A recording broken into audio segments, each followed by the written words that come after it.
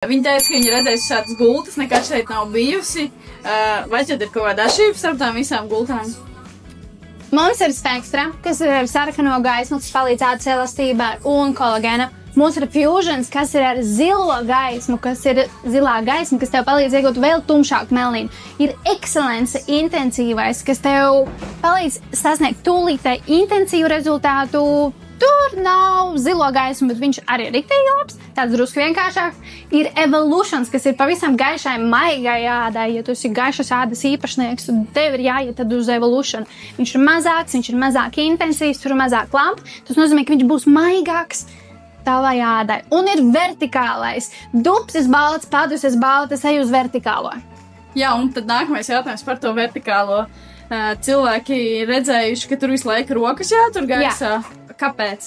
Tāpēc, ka ja mēs stāvēsim šādi, mums neiesauļosies sāni, viņi būs gaiši. Un ja mēs stāvam šādi, tad padusis mums arī iesauļojas. Un tad, kad mēs paceļam roku, tad mums nav balts padusis. Jā, un tad man kolēģi teica, viņai ir tetovēts uzacis. Ko viņai darīt? Viņa vispār drīkst nākt solārī? Ja viņai ir svaigi tetovēts uzacis, tad labāk pagaidīt vismaz mēnesi pirms viņa sadzīs. Ja ir jau tāds stabils permanentais make-ups, var nākt, droši sauļoties. Mums ir tetovējuma aizsardzībai zīmolīts, ko tu uzliec virsū, un tev neizbalē pigments. Solārijas vai saule? Solārijas.